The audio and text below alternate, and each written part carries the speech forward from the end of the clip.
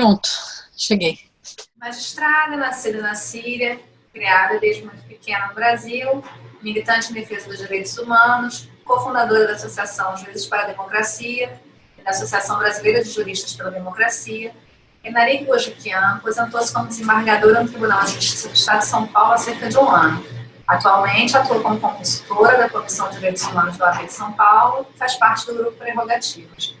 Bom dia, desembargadora. É um orgulho para nós que ela aqui como entrevistada para a Sessão Justa, um espaço feminino da revista Justiça e Cidadania. Bem, seja bem-vinda. Muitíssimo obrigada. Eu é que agradeço de estar junto aqui com vocês. Desembargadora, eu queria que a senhora começasse essa entrevista nos contando como foi a experiência de ser uma juíza, mulher, garantista no maior tribunal do país, onde ainda hoje a gente tem apenas 31 mulheres entre 360 desembargadores. Além de ser um tribunal conhecido pelo perfil extremamente conservador em matéria penal. Como foi essa experiência, desembargadora? Olha, eu não tenho do que me queixar, eu diria, porque eu fui muito feliz na magistratura. Eu entrei em 1989, na época tínhamos menos mulheres, não tínhamos nenhuma no tribunal, propriamente dito, né? E foi uma longa carreira aí que me deu muitas alegrias. Claro que também teve algumas tempestades, como eu estou denominando alguns períodos aí, mas faz parte, né, da sociedade brasileira um perfil extremamente conservador e um recorte que a gente tem de uma sociedade patriarcal, de um modo que isso se reflete em qualquer espaço que você tenha de vida, você vai encontrar essas características, né? E no tribunal não foi diferente. Claro que foi muito mais acentuado, porque é um espaço de poder. Então, o espaço de poder realmente é muito mais complicado. Você vê que em todos os poderes do Estado brasileiro, legislativo, executivo e judiciário, a participação das mulheres ainda é muito pequena. Vem não crescendo, efetivamente, fico feliz de ter participado desse crescimento de algum modo, mas eu posso dizer que nesse aspecto de gênero faz parte do perfil do Estado brasileiro. Por outro lado, você também me fala da questão de ser uma juíza garantista, né? Eu vivi num tribunal extremamente conservador em termos do direito penal.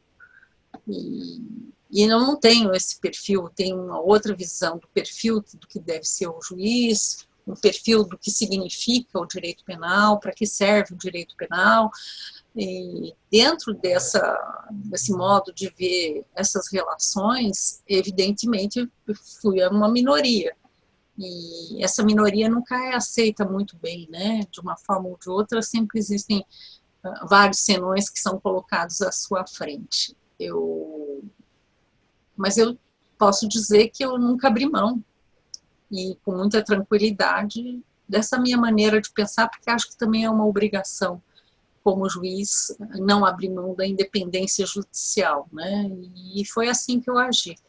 Mas vou dizer com todas as letras, fui muito feliz no Tribunal de Justiça de São Paulo, onde até me fiz como pessoa, como ser humano, como mulher, e como profissional e exercente de um poder do Estado. A senhora falou agora sobre as intercorrências enquanto atuava no tribunal. A senhora fala sobre a questão de ter concedido de ofício habeas corpus alguns presos provisórios que estavam reclusos há mais tempo, porque a sentença condenatória deles previa tempos atrás. A senhora chegou a ser punida pelo tribunal. É disso que a senhora se refere? Então, essa é uma das intercorrências que a gente pode dizer.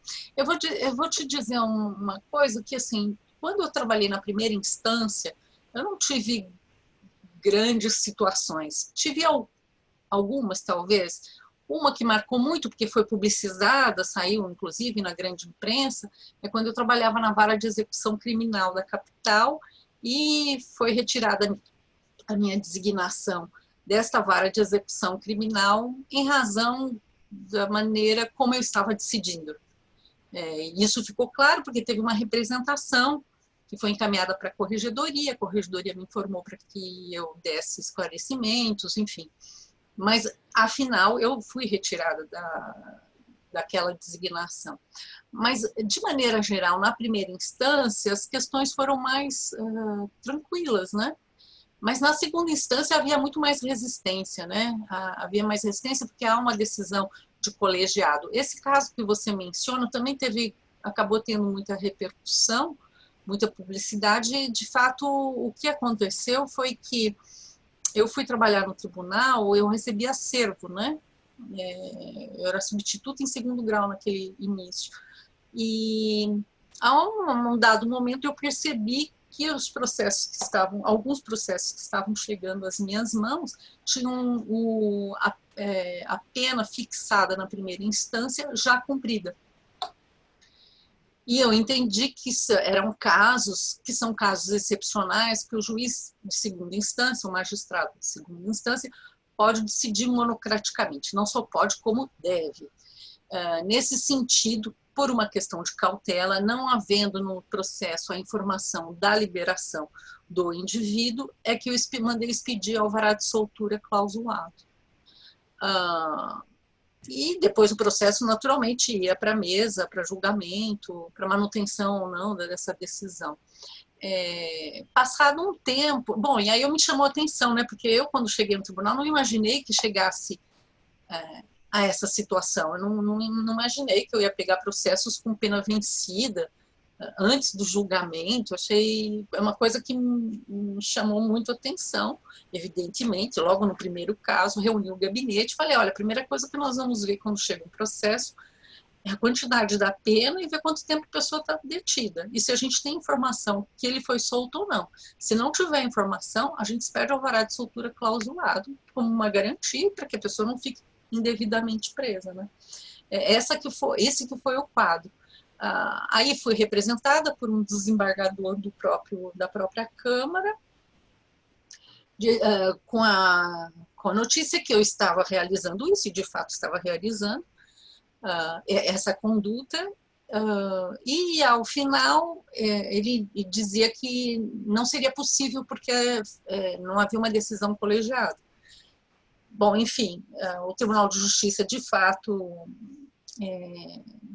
abriu um procedimento administrativo, respondi por esse processo, recebi uma pena aqui no Tribunal de Justiça de São Paulo, posteriormente foi para o CNJ, e o CNJ alterou essa decisão, dizendo que era caso de arquivamento, que não havia nenhuma falta disciplinar.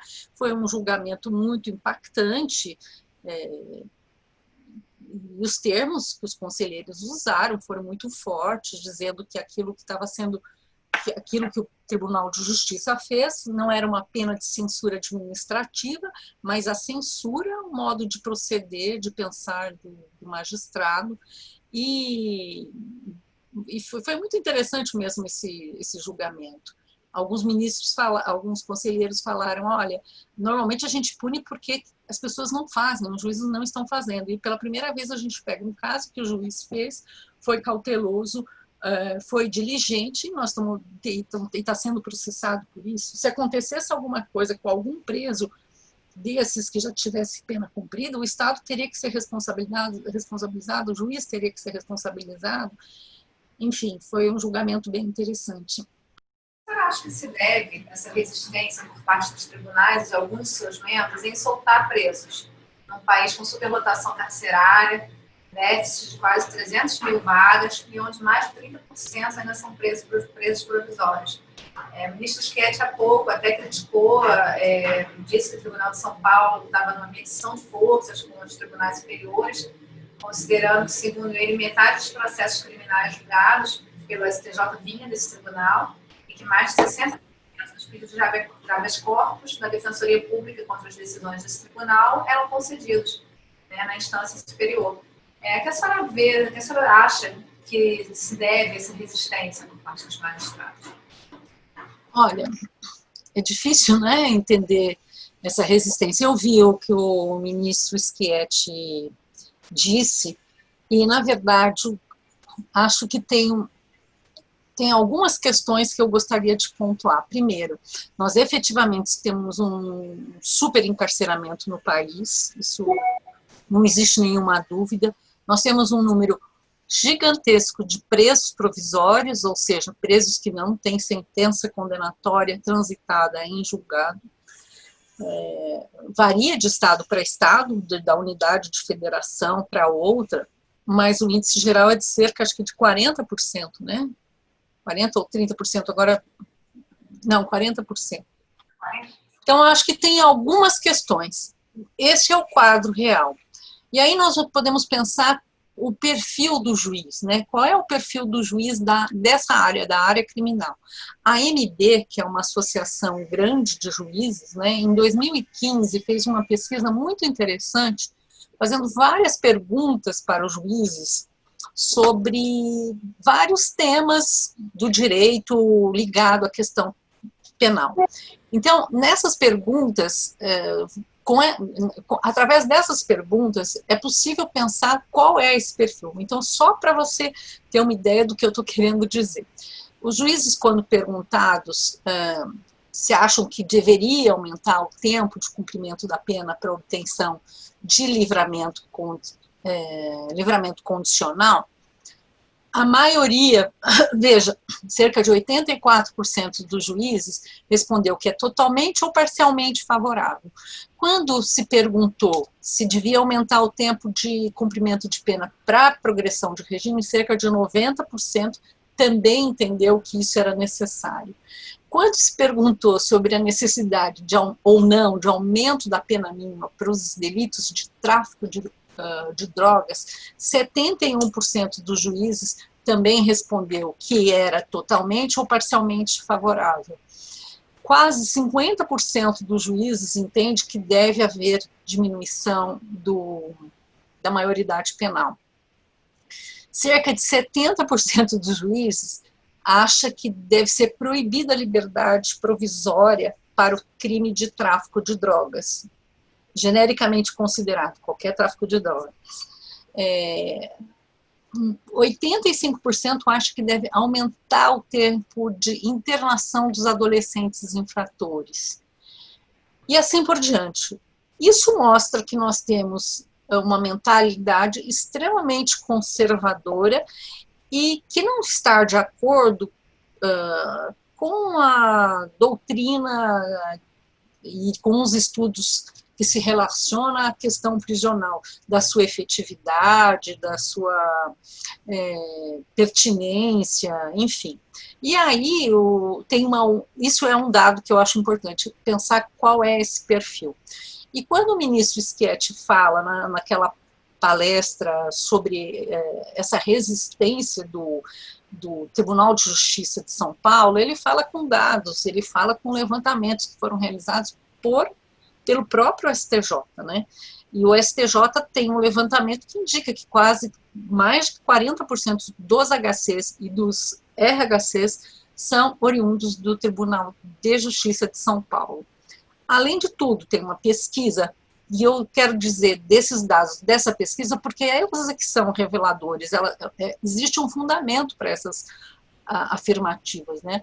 Essa pesquisa que foi publicada no IBCCRIM, mais ou menos na mesma época da pesquisa da AMB, acho que um ano antes, é do Tiago Bottino, né, professor lá no Rio de Janeiro. Ele fez um levantamento também analisando alguns temas que eram comuns, repetitivos lá nos tribunais superiores. 5 temas que são pacificados pelos tribunais superiores, que ele indicou, não são cumpridos. Então, são temas muito pacificados. Regime mais gravoso sem fundamentação, aumento de pena decorrente de 2 ou mais majorantes, com necessidade de ser fundamentada, porque era muito comum que viesse simplesmente um aumento porque são 2 majorantes. Concessão de liberdade provisória para tráfico, já tem decisão do STF, regime diferenciado fechado para o tráfico, que foi inclusive declarado inconstitucional pelo STF. Enfim, o que ele mostrou com essa pesquisa é que mesmo com esses temas pacificados dos tribunais superiores, ainda há resistência na sua aplicação. E aí você me pergunta, por quê? Bom, nós temos esse perfil de juízes. O fato concreto é que isso está acontecendo. E está acontecendo porque o próprio STJ está comprovando isso através dos seus dados. Existem pesquisas científicas acadêmicas que comprovam que isso realmente acontece. Creio que existem duas questões aí. Primeiro, acho que é a questão do papel do juiz, né? Eu acho que falta uma compreensão do que é o papel do juiz, especialmente na esfera penal. E segundo, nós não podemos nos considerar juízes como semideuses, como se nós pudéssemos substituir a vontade da lei. Essa substituição não é possível. E acho que em muitos casos o que a gente vê é isso. Eu penso de um jeito e aplico a lei do jeito que eu acho. E não pode ser assim. O juiz tem muitos poderes, mas ele tem limitação desses poderes. E a limitação está na própria Constituição e no sistema de justiça. Então, se eu não consigo, como juiz, compreender que há um papel que deve ser exercido e é exercido pelo STJ, eu vou continuar fazendo o que eu acho que é o mais conveniente ou que é o mais correto. Então, é preciso ter uma compreensão de que há um sistema de judiciário e que cada um dos órgãos e que cada um dos juízes tem o seu papel. Se você não conseguir ter essa compreensão destes papéis, nós vamos encontrar esse quadro. Tantos HCs concedidos em temas muito pacíficos, em temas já decididos, inclusive com declaração de inconstitucionalidade pelo próprio STF. Então, é muito ruim isso para o judiciário, cria uma situação que eu considero de gravidade, porque a população, evidentemente, vai cada vez mais perdendo a confiança, né? Acho que isso acaba, de algum modo, também influenciando para isso. A senhora é cofundadora da Associação Juízes para a Democracia. Como surgiu a ideia da criação dessa entidade? A senhora ainda participa da administração? Érica, eu sou cofundadora da associação, que já está quase fazendo 30 anos, né? Ano que vem completa 30 anos de existência. Essa entidade nasceu logo na sequência da Constituição de 88. Foi dentro do espírito da Constituição de 88 que nasce uma associação formada por juízes, cujos membros se dispõem a atuar para a democracia que estava se instaurando. Veja, nós viemos de um período de ditadura civil-militar até 85, 64 a 85, que tem um marco de rompimento jurídico com a Constituição de 88. Esse é o marco. Nós entendíamos que a Constituição brasileira de 88 tinha que ser concretizada. Ela não era um projeto acabado, ela tinha que se tornar real, sair do que estava no papel, em todos os seus princípios, fundamentos, e chegar na vida, né? E nós entendimos que, como juízes, nós tínhamos que dar uma contribuição para isso.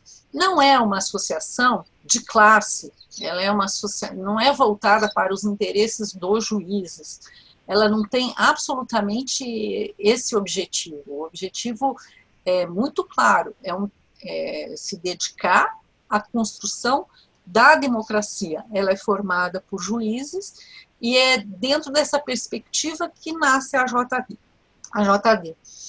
E veja,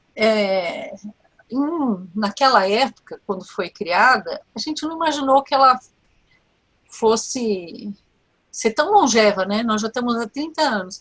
E nesse momento mais recente, nós nem poderíamos imaginar que ela fosse ser tão necessária. A nossa contribuição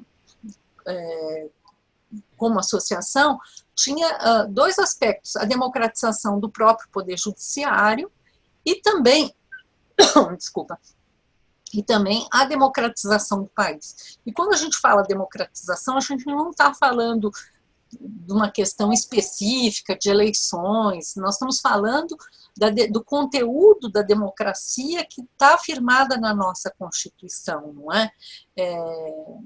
Nossa Constituição, ela tem uma opção, e logo no primeiro parágrafo, logo no artigo 1º, ela já se coloca como um Estado democrático de direito, já estabelece de plano quais são os seus fundamentos, coloca quais são os seus poderes e quais são os seus objetivos fundamentais. E logo na sequência, já no título 2º, estabelece todos os direitos e garantias fundamentais, não todos, na verdade elas estão espalhadas e também em convenções, enfim, mas estruturalmente é aqui que nós encontramos um projeto de democracia, do conteúdo da democracia do Estado brasileiro, e é para isso que a JD surgiu.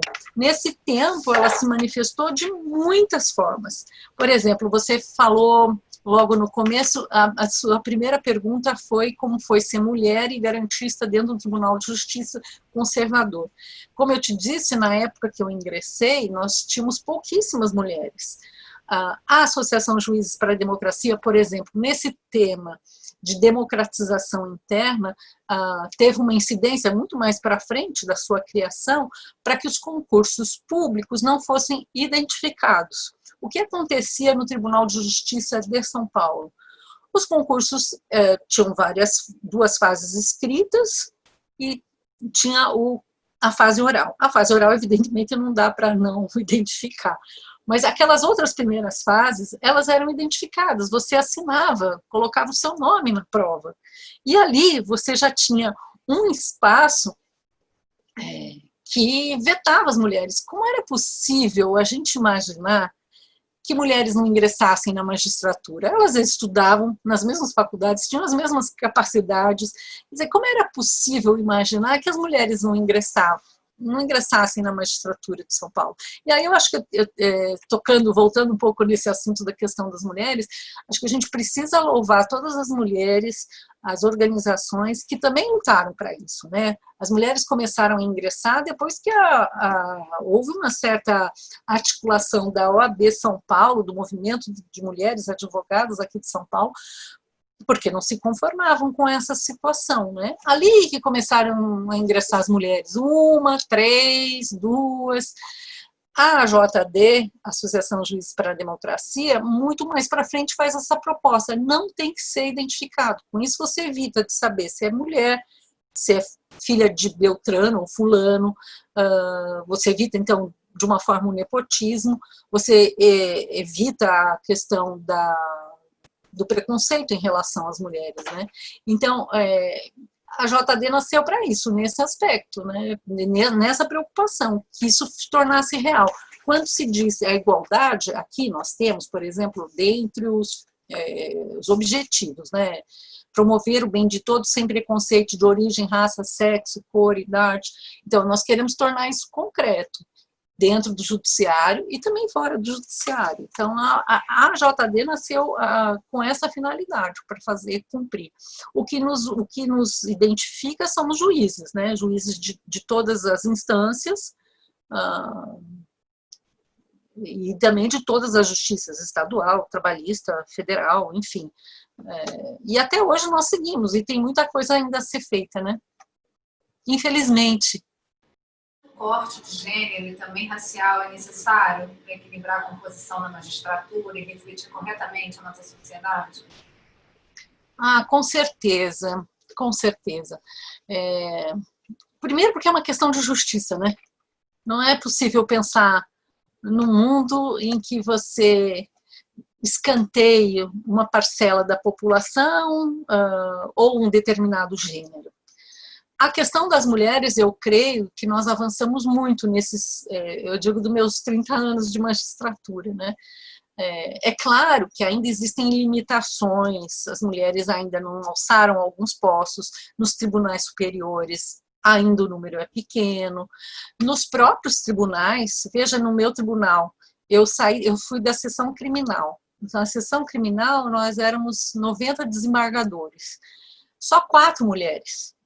Sabe? Você vê que ainda tem muito para ser feito. Mas avançamos pouquíssimo na questão racial. Quando a gente fez essa proposta de não identificação, que acabou se transformando em lei, né? Uma lei estadual aqui de São Paulo, né? Nós achávamos também que talvez pudesse ter alguma incidência na questão racial, mas efetivamente não houve. Efetivamente não houve. O número de negros e negras na magistratura é muito pequeno. Vou te contar um episódio. Pouco antes de eu me aposentar, nós tivemos o primeiro concurso do Tribunal de Justiça de São Paulo que teve cotas. Nessas cotas foram aprovados, salvo engano, foram 13 juízes, salvo engano, ou algum número muito parecido. Eu estive na posse, que foi feito aqui no prédio do tribunal, no Palácio da Justiça, e eu vou te dizer, eu nunca tinha visto tantas pessoas negras, juízes, num mesmo espaço em toda a minha carreira. Seja qual espaço, seja num espaço do próprio Palácio da Justiça, né, onde se realizam as sessões de julgamento, seja no espaço associativo. Eu nunca tinha visto este número de juízes no mesmo espaço. Veja que a questão de cotas foi algum avanço. Porém, é certo que o que está sendo avaliado, inclusive o CNJ já está atento a isso, é que só as cotas não estão resolvendo essa enorme injustiça construída no Brasil há tantos anos, né? Há tantos séculos. Eu não sei qual será a solução. Existe um grupo uma comissão que está se debruçando a esse tema, justamente porque esse número ainda é insuficiente para se retomar a uma situação de justiça. Eu lembro que na minha faculdade, na minha classe não tinha, eu estudei na PUC de São Paulo, naquela época eu não tinha colegas negros, não existiam alunos negros na minha turma, estudei na turma da manhã, a maior parte do tempo, só um semestre que eu fui para a turma da noite. Então veja que há alguma coisa muito reveladora nisso tudo, né? E acho que isso se reflete em muitos espaços, assim como eu disse que as mulheres, a baixa ocupação das mulheres em espaços de poder, o mesmo acontece com os negros e negras, né? E isso não é exclusivo da magistratura, eu falo dos espaços de poder, especificamente da magistratura, porque foi onde eu vivi tanto tempo, né? Mas em todos os espaços do direito. Veja, a OAB nunca teve uma mulher na sua direção, a OAB Nacional, e nem a OAB São Paulo. A ASP, que é uma associação de advogados, também nunca teve na sua presidência uma mulher. No meu tribunal, só recentemente, nós tivemos uma mulher no órgão especial, que é composto por 25 desembargadores. Nós temos uma mulher, e isso é um fato bem recente. O Conselho Superior da Magistratura nunca teve mulher na sua composição. E não teve mulher, e tudo isso que eu disse se refere também aos negros e negras, né?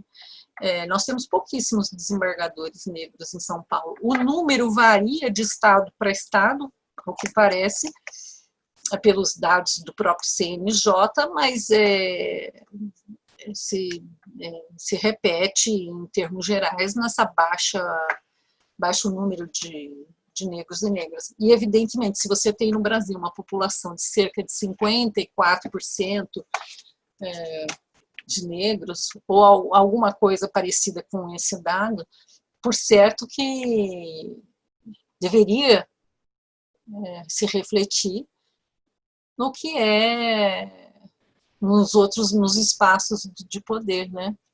Mas não é isso que acontece, não. Acho que a gente precisa procurar soluções. O movimento negro faz muito tempo que reivindica e aponta sobre o que está acontecendo, né? Mas eu acho que são poucos as poucas as soluções ainda que nós encontramos, né? Tem uma frase do Darcy Ribeiro, deixa eu ver aqui, que ele fala, que eu acho que reflete um pouco isso da nossa realidade, né?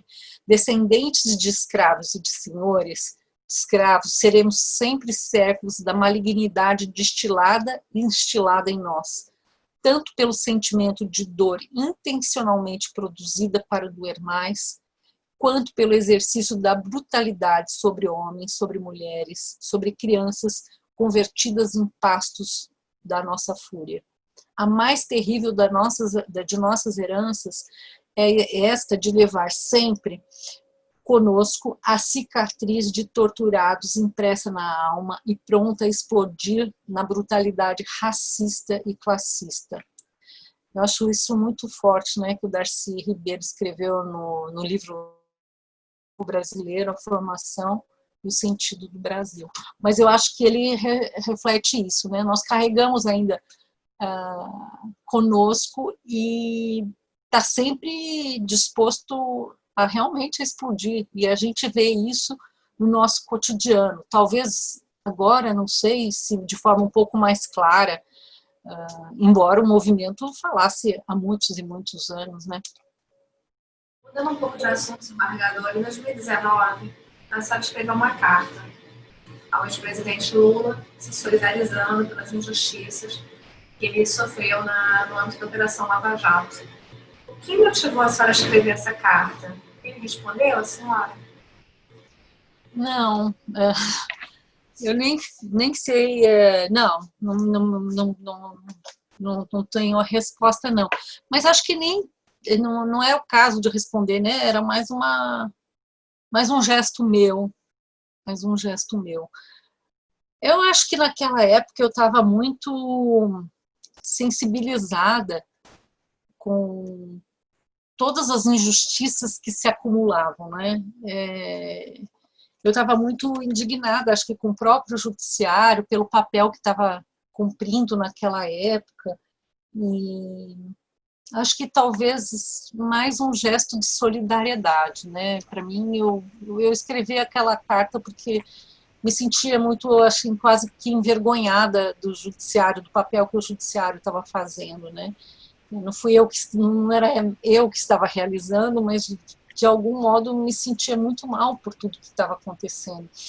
Por exemplo, proibição de dar entrevista. Eu nem lembro se naquela época ele já tinha acontecido isso ou não, ou se estava na época do julgamento das ADCs. Pode ser que tenha sido na época do julgamento das ADCs.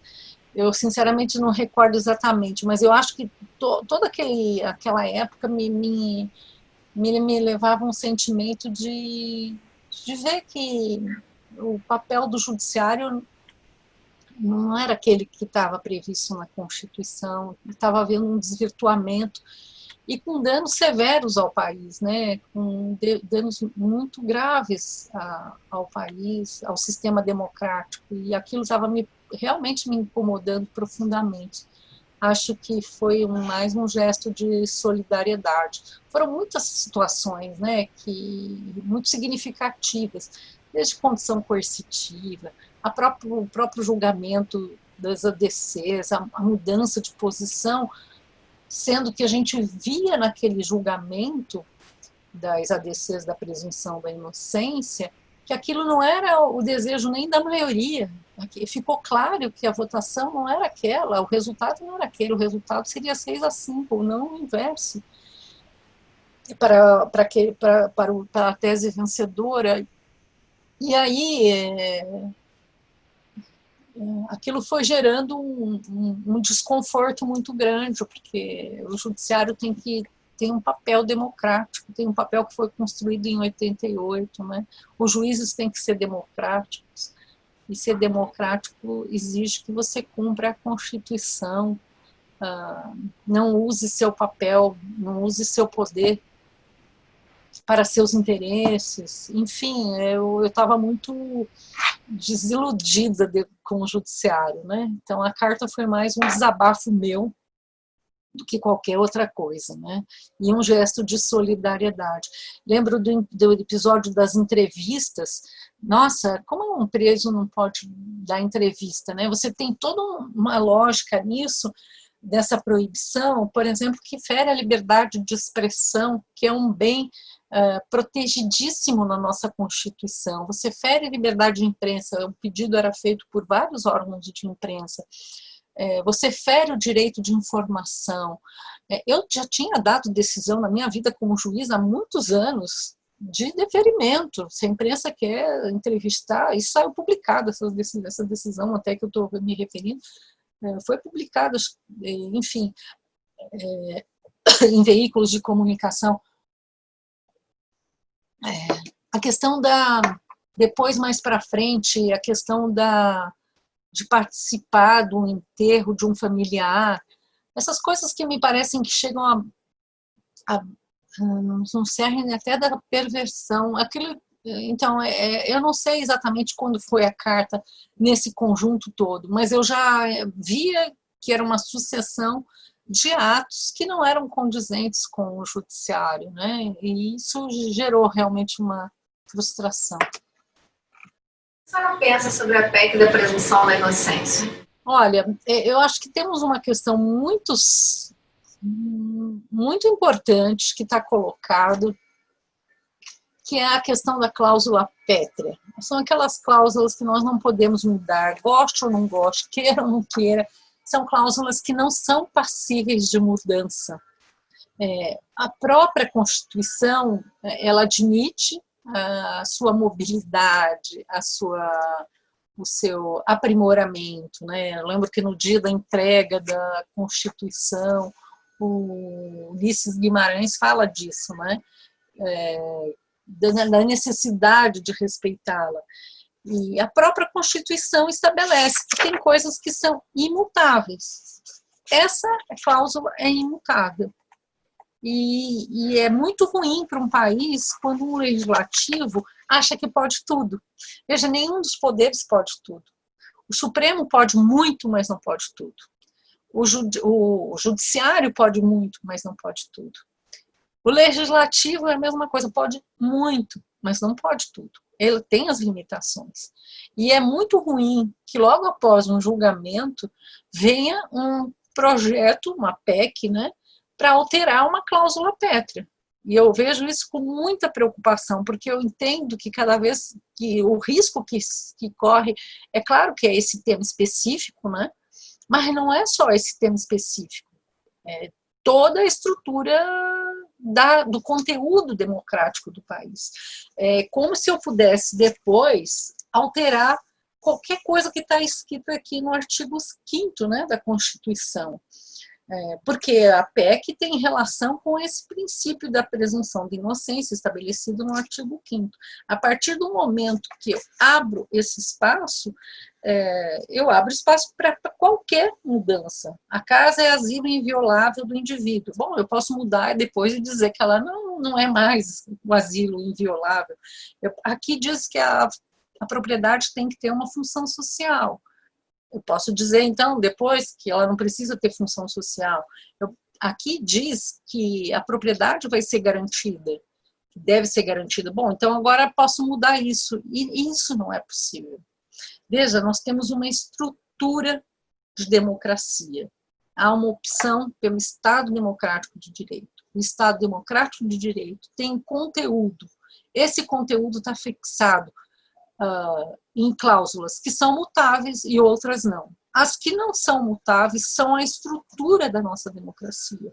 Não dá para mudar o que são nossos fundamentos, não dá para mudar quais são nossos objetivos, não dá para mudar os direitos fundamentais, as garantias, os direitos e deveres individuais e coletivos, e sociais e econômicos.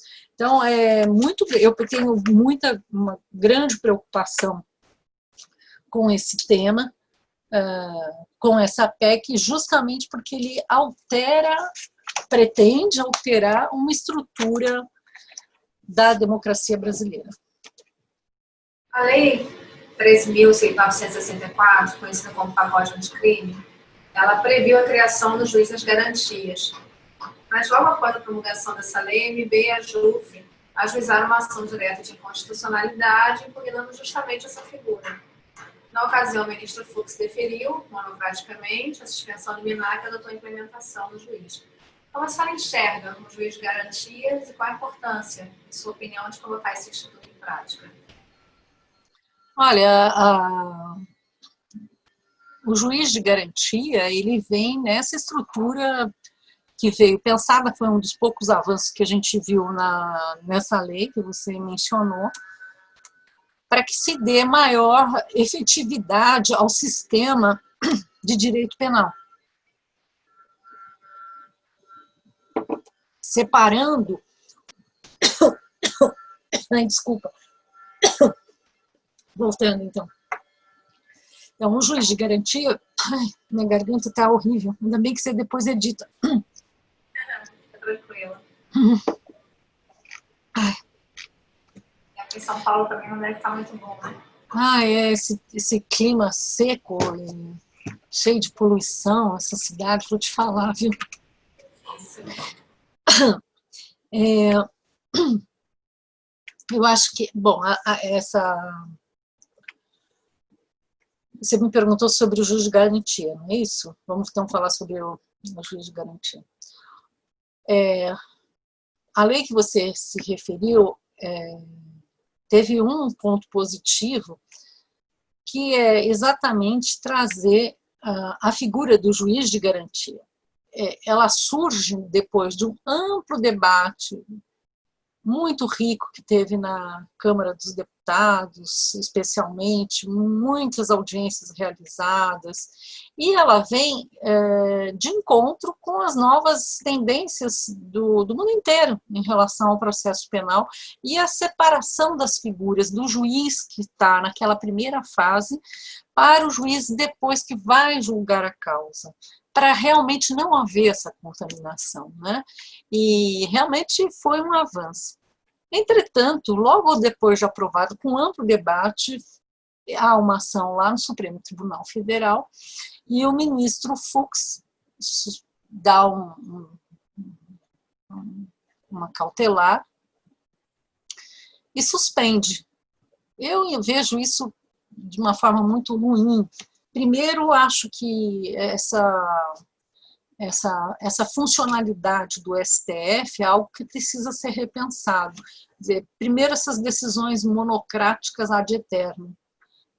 Isso é uma coisa absolutamente negativa, né? Eu tive uma palestra em que eu realmente mencionei da disfuncionalidade do Supremo Tribunal Federal em alguns aspectos. E um dos aspectos que eu mencionei é justamente essas decisões monocráticas quando não são subordinadas num tempo razoável e rápido para o colegiado. A cautelar é uma medida liminar, é uma medida, por vezes, realmente necessária, né? Mas nessas hipóteses, quando o tema é da órbita do Supremo Tribunal Federal, a recomendação que se tem para o bom funcionamento da justiça é que seja levado para o colegiado. E outros exemplos que eu mencionei de disfuncionalidade, né? Mas vamos ficar nesse porque é o tema que está sendo colocado.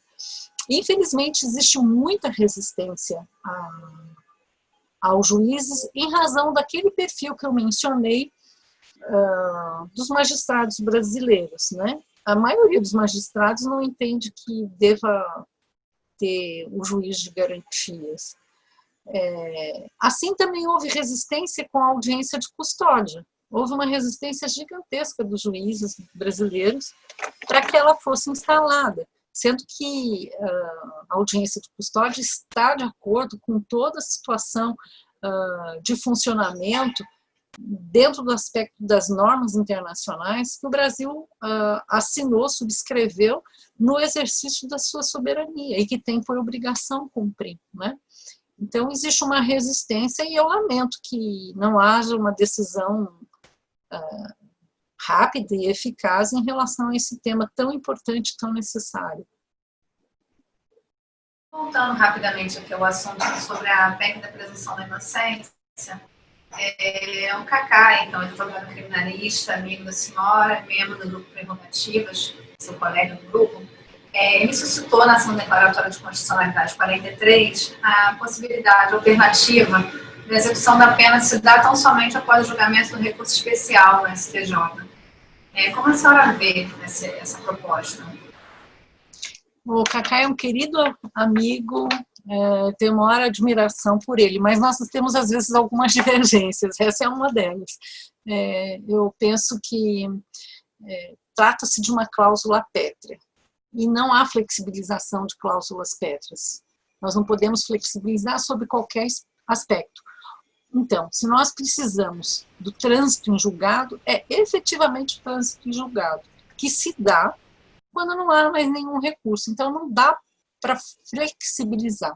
E, de fato, o STF não flexibilizou naquele julgamento que fez posteriormente, né, das ADCs, porque inicialmente teve o julgamento do habeas corpus e depois só que foram colocadas as ADCs. Me pareceu que o Supremo Tribunal Federal não acolheu essa flexibilização. E eu realmente acho as cláusulas pétreas, os direitos fundamentais, elas não comportam qualquer tipo de interpretação que restrinja o seu conteúdo. Você pode alargar o conteúdo, mas jamais diminuir. E, nesse sentido, eu entendo que é necessário o efetivo trânsito em julgado de todos os aspectos colocados no processo. De modo que, se couber algum recurso ainda para o Supremo Tribunal Federal, há que se esperar o julgamento do recurso no Supremo Tribunal Federal para só depois transitar em julgado e, assim, ser possível o cumprimento da pena.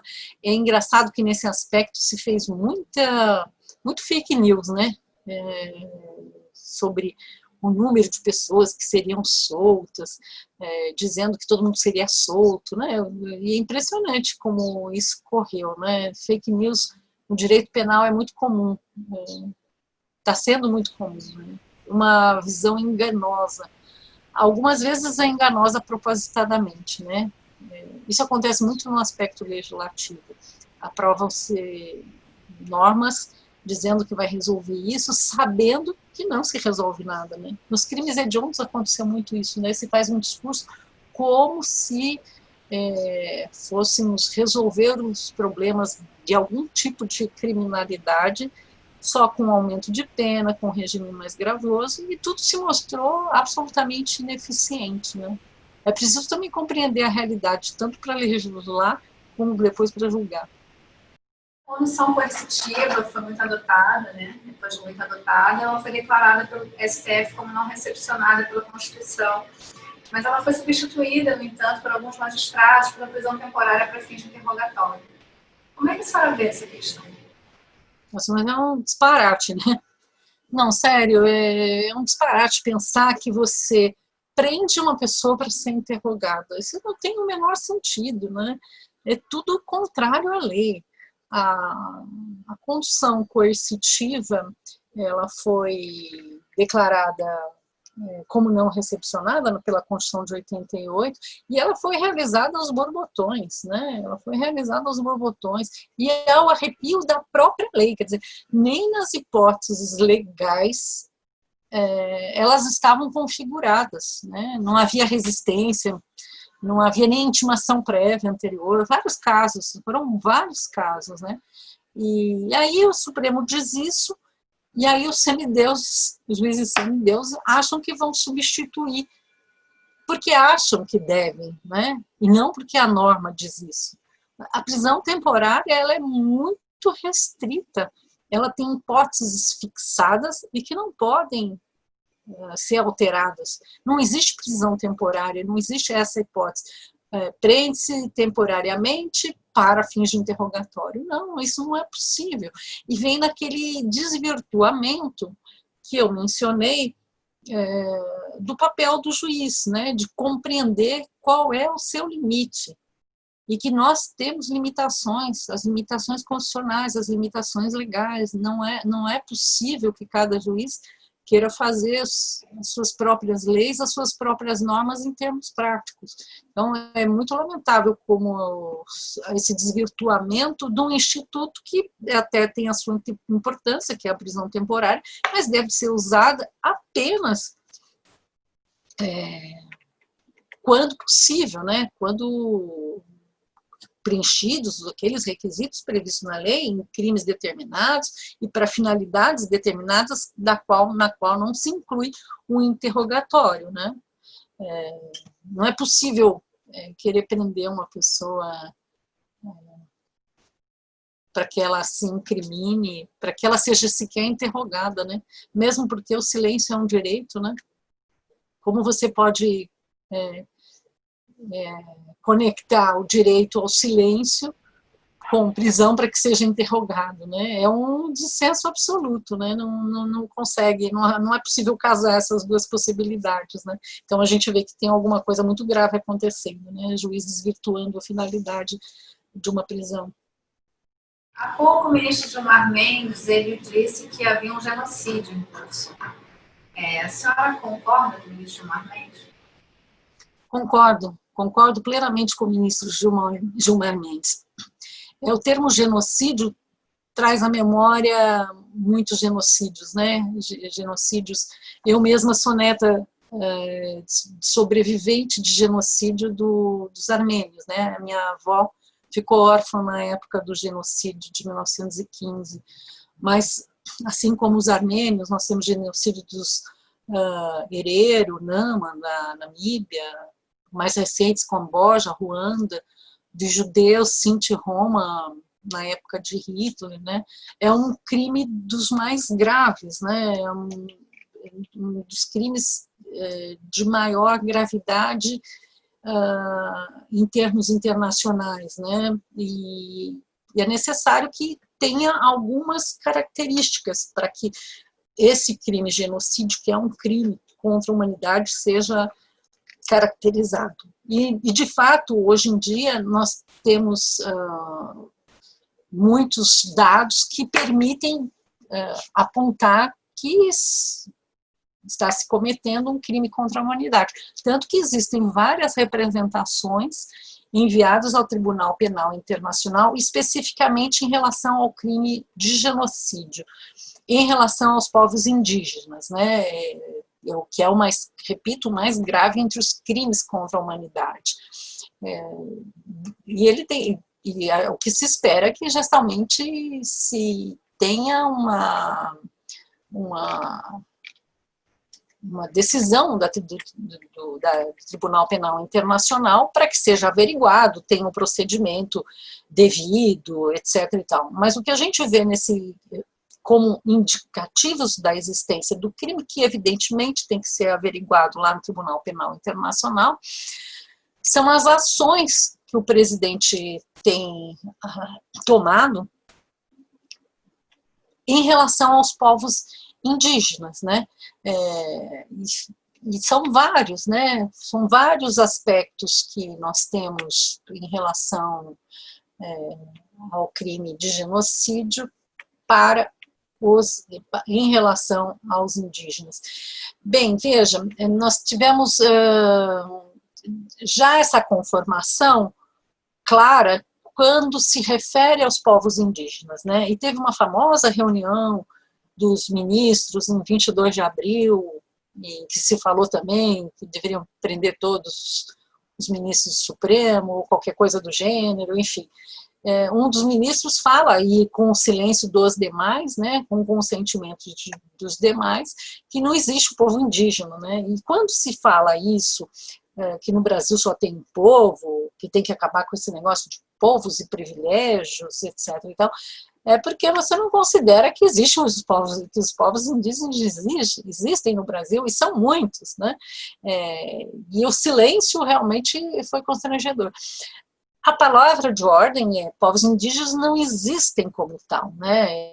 Isso já foi dito também pelo presidente em outro momento. Mas quais são as ações que indicam esse genocídio? Primeiro, você vê uma política dentro da FUNAI de contato com os povos isolados. Isso já renega toda a orientação que é dada em relação aos povos isolados. Isso já vem por primeiro, né?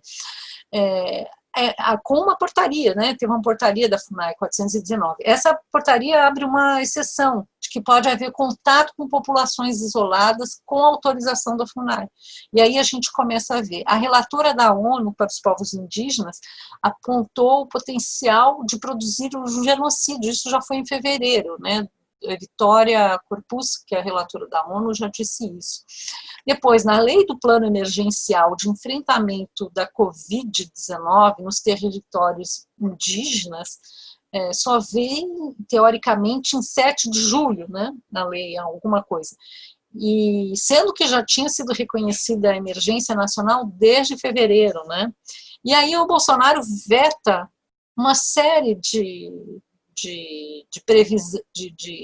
ações previstas nessa lei de julho. Ele veta a garantia de acesso à água potável, gente. É a coisa mais absurda que você pode imaginar, né? Foi vetado a obrigação de organizar atendimento de média e baixa complexidade nos centros urbanos com os indígenas. Foi vetado o acompanhamento dos casos que envolvem indígenas. Foi vetado a oferta emergencial de leitos hospitalares e UTI para os indígenas. Foi vetada a obrigação de aquisição e disponibilização de, como chama, ventiladores, né, e máquinas de oxigenação sanguínea. Foi votada a inclusão dos povos indígenas nos planos emergenciais de atendimento dos pacientes nas secretarias municipais, estaduais que estivessem obrigadas em razão do SUS. Foi vetada a obrigação de elaborar materiais informativos, que é o básico, né, que é uma coisa que faz tanta falta. Foi vetada a obrigação de explicar para os indígenas a gravidade do que significa a Covid, né? Enfim, são várias medidas de contestação de que o presidente votou. E acho que isso e diversas outras ações, né? Por exemplo, a questão da ocupação da Amazônia, são vários itens, eu só mencionei essa do projeto, né, de lei que ele vetou. Esses dados todos foram levados à ONU, e a ONU não, desculpa, a um órgão da ONU, o Tribunal Penal Internacional. E eu acho que, nesse sentido, nós temos uma clareza de que o crime está tipificado, e evidentemente a necessidade de averiguação nos organismos próprios e a devida punição. Em relação ao judiciário nesse momento, eu creio que nós temos que ter um judiciário democrático, né? E o que é um judiciário democrático, se não aquele que é capaz de dar as respostas necessárias para o projeto de democracia que o país agasalhou na Constituição de 88. Lá é que o povo fixou a sociedade que almeja, quais são seus princípios, fundamentos e patamares éticos. Creio que nós estamos vivendo uma crise dentro do judiciário e é muito revelador pesquisas que são feitas e que indicam queda de confiança no judiciário. A Fundação Getúlio Vargas produz o Índice de Confiança da Justiça no Brasil e mostrou, a última que eu vi, que de 2013 até 2017, o judiciário caiu 10 pontos percentuais, o que é muito significativo se nós pensarmos que nos anos anteriores não havia oscilações dessa magnitude. O Ministério Público também é avaliado pelo ICJ, né, e caiu muito mais gravemente, né, o índice deles, que era de 50%, caiu para 28%. Então, as instituições democráticas estão abaladas, no meu modo de ver. E tem uma pesquisa da Datafolha que diz que, em todas as variáveis demográficas, que 92% da população avalia que a justiça brasileira trata melhor os mais ricos do que os pobres, né? Eu acho que isso tudo está a nos dizer da necessidade de se repensar este papel judiciário que foi colocado para todos os juízes na Constituição. O juiz é e sempre deve ser um instrumento da Constituição, na defesa incondicional e garantia efetiva dos direitos fundamentais da pessoa humana. Essa é uma missão irrenunciável de um juiz digno e consciente de seus deveres éticos, políticos e jurídicos no desempenho da atividade jurisdicional. O que eu gostaria é que a gente sempre olhasse todos os juízes, e que toda a população pudesse ver isso, que os juízes realmente atuassem dessa forma. Isso só é possível se nós tivermos juízes independentes. Independentes não como um atributo para o juiz, mas um atributo da cidadania, né? E acho que um dos aspectos hoje está sendo muito afastado é a questão da liberdade de expressão, que atinge os juízes, inclusive. Nós vivemos numa fase em que a liberdade de expressão é atacada em vários pontos, né? Na vida artística, na jornalística e também no judiciário. E isso é muito grave, nós precisamos estar atentos a isso.